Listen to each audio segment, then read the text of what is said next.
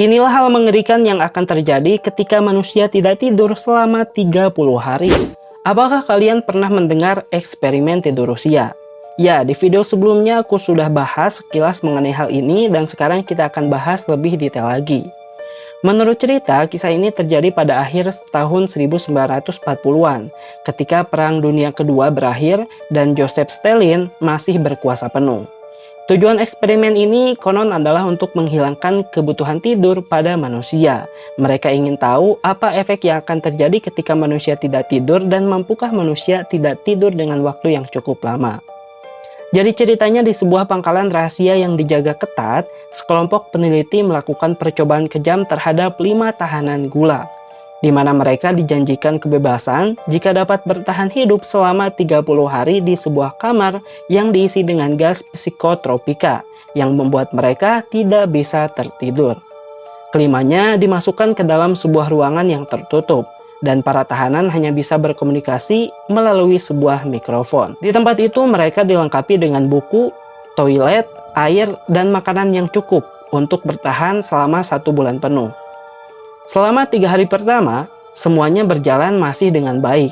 Ya, kita juga masih bisa menahan tidur lah 1, 2, atau 3 hari meskipun kepala kita mungkin sudah mulai merasa puyeng. Nah, di 3 hari pertama itu, para peneliti mendengar bahwa para tahanan mulai saling bercerita tentang trauma mereka di masa lalu, kemudian juga cerita-cerita lainnya untuk menghilangkan kebosanan.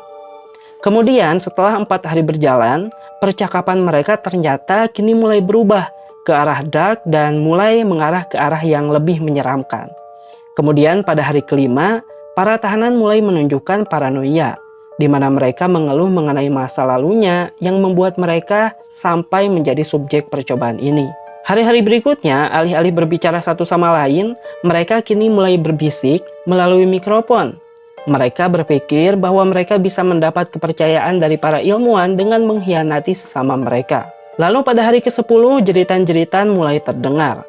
Bahkan selama 3 jam penuh, ada seorang tahanan yang berlari bolak-balik sepanjang ruangan sambil berteriak dengan sangat kencang. Lalu setelah 3 jam, suaranya pun mulai melemah dan ternyata diketahui bahwa pita suaranya telah robek. Namun di sini anehnya, para tahanan lain justru tidak muncul untuk merespon teriakan dari satu tahanan itu.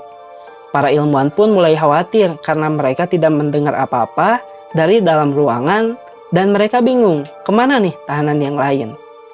Pada hari yang ke-14, para ilmuwan melakukan sesuatu yang tidak direncanakan, di mana mereka menggunakan intercom untuk mendapatkan respon dari para tahanan. Di sana mereka menegaskan kembali bahwa jika mereka semua tahanan itu bisa bekerja sama, maka mereka akan dibebaskan. Namun, kalian tahu apa jawaban dari para tahanan itu? Mereka menjawab, kami tidak lagi ingin dibebaskan. Pada hari ke-15, para ilmuwan mencoba untuk mengeluarkan gas stimulon dari ruangan dan menggantinya dengan udara segar. Namun justru, para tahanan itu malah memohon agar gas stimulon itu kembali diaktifkan. Di hari ke-15 inilah, karena sudah semakin kacau, akhirnya para ilmuwan memutuskan untuk menertibkan para tahanan itu dibantu dengan para tentara.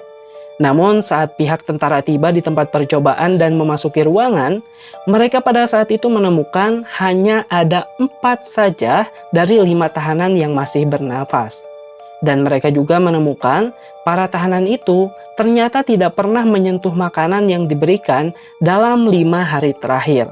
Dari mulai hari ke-11 sampai 15 itu, mereka tidak makan apapun sama sekali.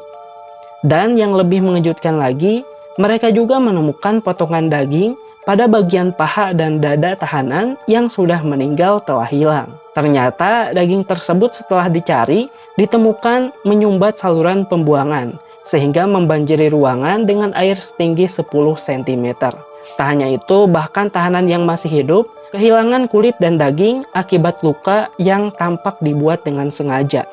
Di mana ternyata selama beberapa hari belakangan mereka sudah merobek dan memutilasi tubuh mereka sendiri, menghancurkan tangannya, mengeluarkan isi perutnya, dan sebagainya untuk dimakan. Makanya mereka tidak memakan makanan yang disediakan. Nah, pada saat para tentara itu masuk, para tahanan yang tersisa memaksa untuk dinyalakan lagi gas stimulunnya. Sampai-sampai mereka pun mengkill satu tentara dan melukai tentara lainnya.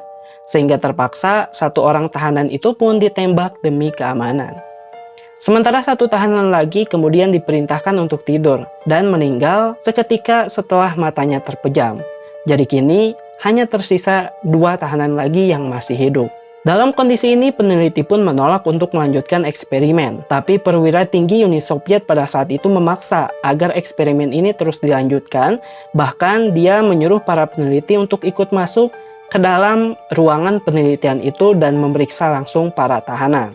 Nah, di sana karena tekanan yang sangat berat, salah satu peneliti pun langsung menembak ketua peneliti hingga meninggal, sementara satu peneliti lainnya pada saat itu kabur. Nah, sebelum lanjut jangan lupa mampir dulu ke akun TikTok Shop-aku. Kalian tinggal klik ke profil TikTok, lalu klik logo keranjang dan pilih produk yang mau kalian miliki. Banyak parfum, skincare, buku-buku, dan alat-alat berguna lainnya. Oke, lanjut. Nah, saat itu si peneliti yang tersisa itu sempat nanya pada satu tahanan yang masih hidup tadi. Dia bertanya sebenarnya siapa sih dia ini? Dan kalian tahu jawaban tahanan itu apa?